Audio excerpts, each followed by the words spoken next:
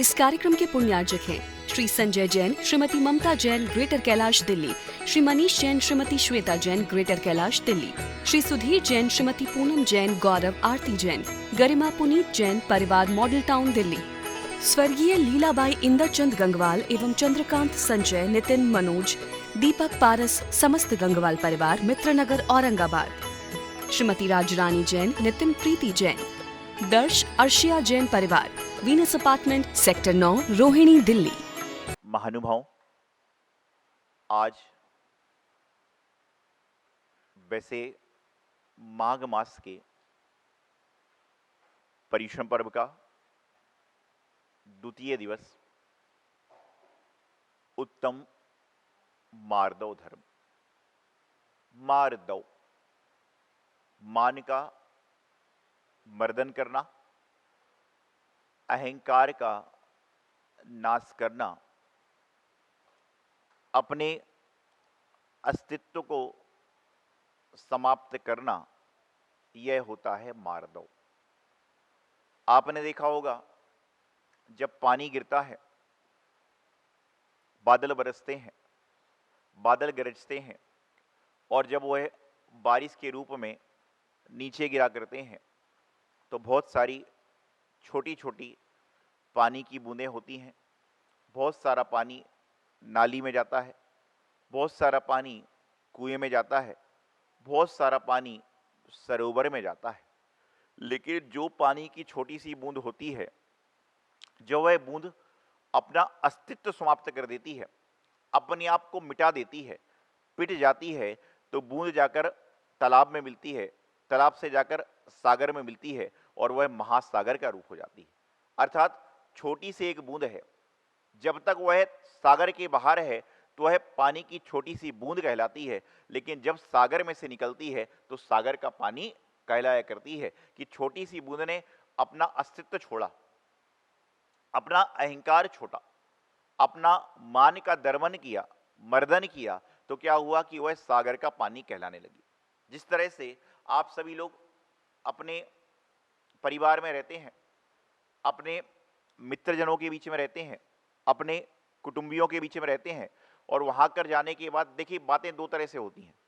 लोग मेरे पास में आते हैं, मैं पूछता हूं परिवार में कौन कौन है, तो कहते हैं महाराज जी मैं हूं, मेरे 2 बच्चे हैं और मेरी मां मेरे साथ रहती है। और एक व्यक्ति आता है, उससे मैं पूछता हूं परिवार में कौन कौन है, उन्होंने कहा महाराज जी हमारे 2 बच्चे हैं, हम लोग 2 हैं और हम अपनी माता के साथ में रहते हैं।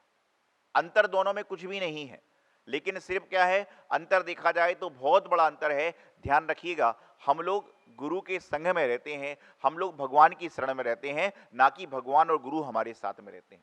कल परसों लोग आए, वह कहने लगे महाराज जी जब 7-8 साल पहले आप आए थे दिल्ली में तो आप के संग में आचर्षी भी थे। मैंने कहा नहीं। बोले महाराज जी थे। मैंने कहा नहीं। मैंने कहा मैं उनके संग में था। मेरी इतनी हिम्मत, मेरी इतनी ताकत कहाँ कि मैं गुरु को साथ में रख सकूं। मैं उनके साथ में था, मैं जिनवाणी माता के साथ में रहता हूं, मैं भगवान की शरण में रहता हूं। क्यों? क्योंकि इनकी मैं शरण में रहूंगा तो सदैव मेरी रक्षा होगी, सदैव मेरे जीवन का यापन होगा। जब माता पिता की शरण में बच्चा रहता है तो उसको जीवन में क्या होता है, सदैव रक्षा मिलती है। और जब आप किसी को अपने साथ में रखोगे तो उसकी रक्षा आपको करना पड़ेगी, उसकी सुरक्षा आपको करना पड़ेगी, उसकी व्यवस्था आपको करना पड़ेगी। जब तक बच्चा व्यापार में आता नहीं है तब तक माता पिता उसको पैसे देते हैं कि ले भाई तू अपने हिसाब से खर्च कर लेना। और लेकिन जब बच्चा व्यापार में आ जाता है तो व्यापार चले ना चले, सर्विस में पैसे आए ना आए, माता पिता बोलते इसके पास तो पैसे होंगे ही होंगे। क्यों? क्योंकि जब तक वह अधीन था तो सारी व्यवस्थाएं थी, और जब वह स्वाधीन हो गया तो उसके साथ में क्या हो रहा, कुछ नहीं रहा। कई बार ऐसा हो जाता है कि इंसान को बहुत भूख लगी हुई है, बहुत तेजी की भूख लगी हुई है, और कहीं पर भोजन करने बैठे और वहां पर कोई कहे कि आज तो आप बाहर से आए हो तो बड़ा नाश्ता वास्ता करके आए होगे। आप बाहर से आ रहे हो, घर से आ रहे हो, कहीं उससे तो नाश्ता वास्ता करके आ रहे होगे। तो आदमी क्या बोलेगा? यदि वो कहता नहीं नहीं करके आया तो इंसल्ट फील करता है, और कहता है करके आया तो नाश्ता तो मिलना नहीं, भोजन तो मिलना नहीं। तो आदमी बड़ा असमंजस में पड़ जाता है। क्यों? क्योंकि जब होता है, और दूसरा उसके साथ में एक छोटा बच्चा है जो बाजार में अपने पिताजी के साथ नाश्ता करके आया, माँ ने चॉकलेट जेब में रख के दी, चाचा ने बिस्किट का पैकेट दिया, उसके बाद में जब वो अंदर आता है बोले इसको चॉकलेट दो, इसको बिस्किट दो, इसको नाश्ता दो, इसको गुलाब जामुन दो। क्यों? क्योंकि उनको पता है बच्चे को कौन खिलाने वाला है। और यही तो बात है कि बच्चे को सब लोग खिलाने वाले हैं, सब लोग बताने वाले हैं। खिलाना समझते हैं, एक होता है गोद में खिलाना और एक होता है खाना खिलाना, भोजन कराना। बचपन में क्या होता है, बचपन में बच्चों को लोग गोद में खिलाते हैं। क्यों? क्योंकि वह छोटा होता है, और जब वह ज्यादा बड़ा हो जाता है तो कहते हैं भैया एक काम करो, छोटे भाई को थोड़ा देख के रखना, मैं मंदिर से आ रही हूं। पहले उसको देखने के लिए लोग हुआ करते थे, लेकिन बाद में क्या करते हैं, छोटे भाई को देखना, मैं मंदिर से आ रही हूं, समाज में समुदाय से आ रही हूं, कई दोस्तों से मिलके आ रहे हैं। क्यों? क्योंकि जब तक आदमी लघु होता है, विनम्र होता है, तब तक उसके जीवन में सज्जनता का प्रादुर्भाव हमेशा होता रहता है। लघुता से प्रभुता मिले।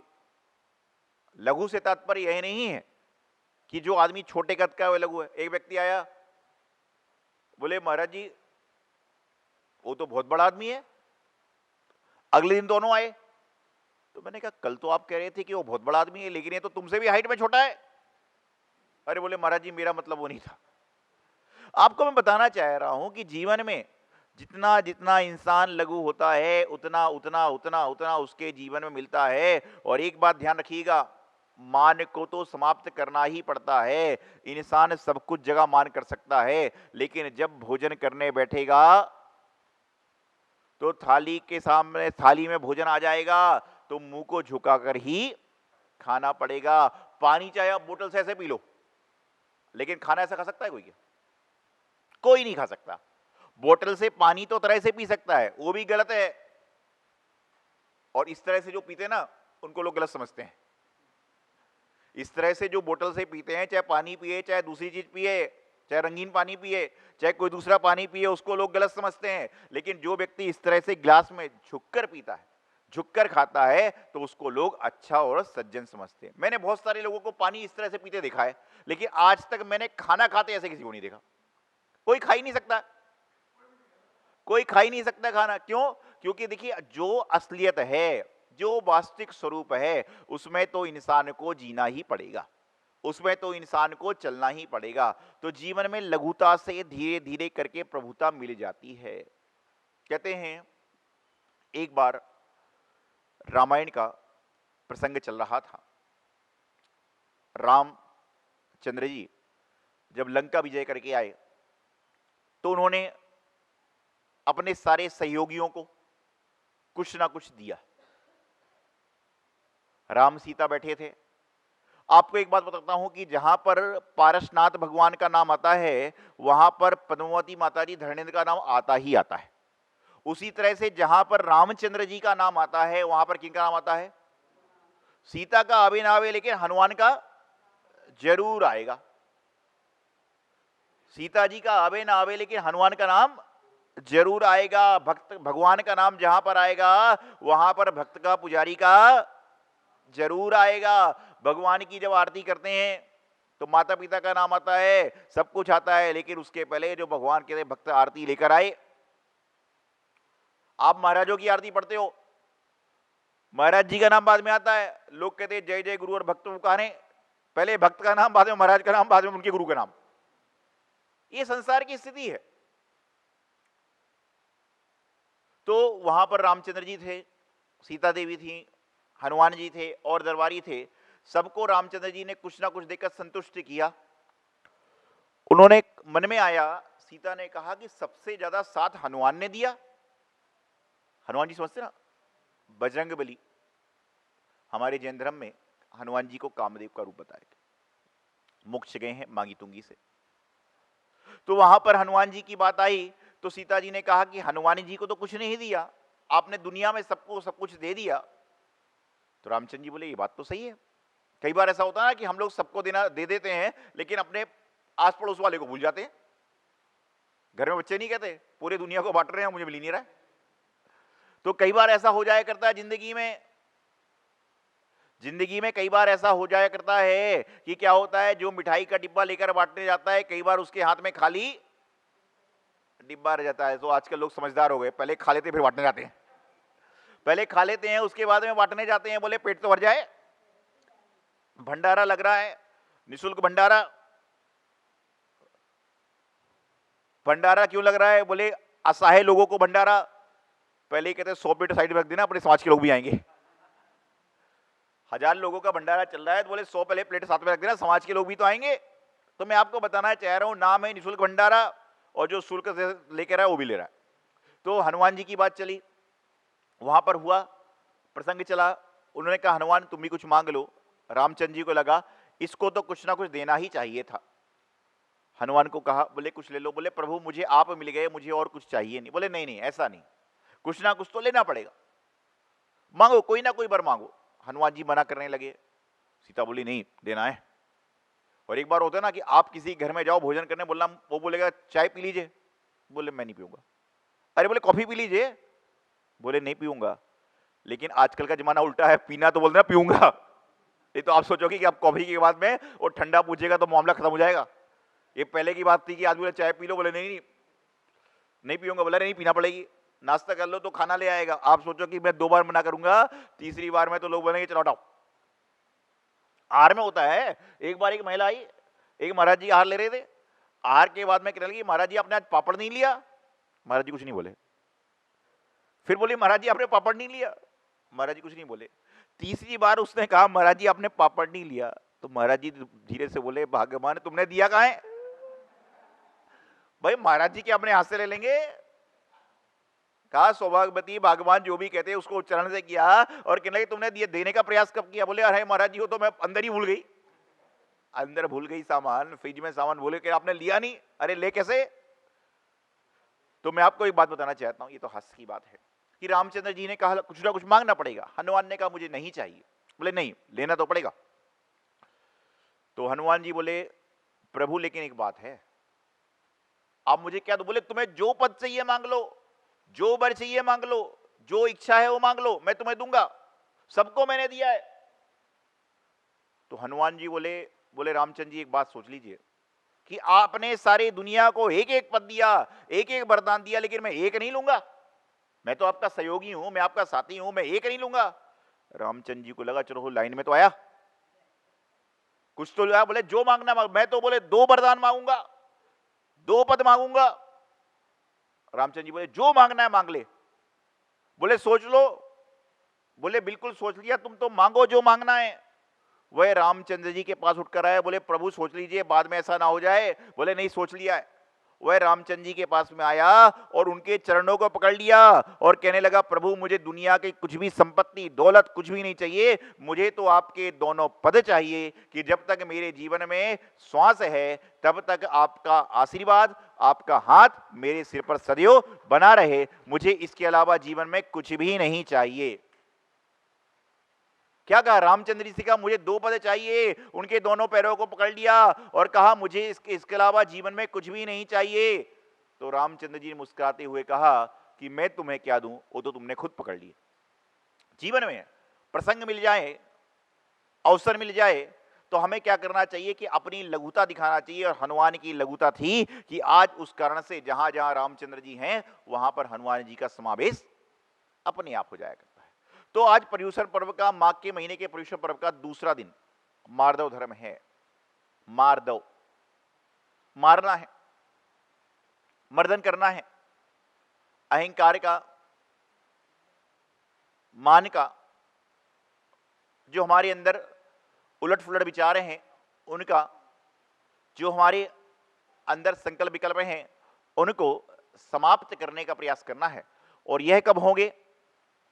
जब हम अपने मन को सात्विक बनाएंगे, जब हम अपने वचन को अच्छा क्रियान्वित करेंगे। मैंने प्रारंभ में आपको बताया कि बूंद जब मिटती है, पिटती है, तो वह जाकर सागर का पानी कहलाती है। मिट्टी जो होती है, मिट्टी को कुंवार गधे पर लाता है, रौंदता है, पानी डालता है, पानी डालने के बाद में चाक पर चलाता है, ठोकता है, बजाता है, जब जाकर कहीं वह सराई का रूप को मटके का रूप, कुल्हड़ का रूप लेती है। और आप विचार करिए वही मिट्टी जो हम पैरों तले कुचल चुके हैं, वही मिट्टी जो हम पैरों तले कुचल चुके हैं, रास्ते में चलते समय हो सकता है कि वही मिट्टी पैरों तले हमारे कुचली जा चुकी है, लेकिन जब मिट्टी मिट गई तो उसके बाद में वह मिट्टी इतनी पवित्र पूजनीय हो गई कि कई बार तो मंदिर के हवन कुंड में भी लग जाता है, और कई बार तो वह हमारे होंठों को भी स्पर्श कर जाती है। जब कुल्हड़ बनती ना, तो कुल्हड़ में चाय दूध पीता है तो आदमी वह क्या होता है, कुल्हड़ में अपने होंठों को लगा लेता है। वही मिट्टी है जो आपने हो सकता है कि 10 दिन पहले, 15 दिन पहले, 2 महीने पहले पैरों से रोपी गई होगी, पैरों से आपने निकाल दी गई होगी, लेकिन वही मिट्टी अपना जब अस्तित्व छोड़ती है तो वह जाकर होठों को लग जाए, वह जाकर परमात्मा के चरणों में लगने वाला दीपक बन जाए, तो कोई बड़े आश्चर्य की बात नहीं है। तो जिंदगी में मर्दन करिए, दमन करिए और अपने जीवन को उत्थान की ओर ले जाइए। तो हमेशा क्या कहना है कि हम, हे भगवान, हमारा जो जीवन है, हमारी जो श्वास है, वह जब तक चले, जब तक देव सास गुरु आपकी छत्र छाया में चले, आपके आश्रित होकर चलें। हम लोग निराश्रित हैं, आप ही हमारे जीवन के सहारे हैं, आप ही हमारे जीवन के पालनहार हैं, आप ही हमारे जीवन के तारणतार हैं। दामणी पारसनाथ भगवान की जय, आचार्य गुरुदेव सिद्धांत सागर जी महाराज की जय। महानुभाव सौभाग्य संस्कार ट्रस्ट दिल्ली के माध्यम से दिल्ली में जो कोविड मरीज हैं उनके लिए लगातार भोजन की व्यवस्था उनके घर घर तक पहुंचाई जा रही है। इसमें जो लोग तन मन धन से सहयोग दे रहे हैं उनको मेरा बहुत बहुत मंगल आशीर्वाद कि आप सभी लोग इस पुण्य काम में सहयोग करके अपने जीवन का सौभाग्य बढ़ा रहे हैं। सभी संयोजकों को, सभी भक्तों को मेरा बहुत बहुत आशीर्वाद। इसी तरह से सारे काम करते रहें, और आप सभी से कहना चाहूँगा कि आपके आसपास कोई भी व्यक्ति हो तो ज़रूर संयोजकों को सूचना दें, जिससे उनको भी इस सेवा का लाभ मिल सके। इस कार्यक्रम के पुण्यार्जक हैं श्री संजय जैन, श्रीमती ममता जैन, ग्रेटर कैलाश दिल्ली, श्री मनीष जैन, श्रीमती श्वेता जैन, ग्रेटर कैलाश दिल्ली, श्री सुधीर जैन, श्रीमती पूनम जैन, गौरव आरती जैन, गरिमा पुनीत जैन, परिवार मॉडल टाउन दिल्ली, स्वर्गीय लीलाबाई इंदरचंद गंगवाल एवं चंद्रकांत संजय, नितिन, मनोज, दीपक पारस, समस्त गंगवाल परिवार, मित्रनगर औरंगाबाद, श्रीमती राजरानी जैन, नितिन प्रीति जैन, दर्श अर्शिया जैन परिवार, Venus apartment, sector 9, Rohini, Delhi.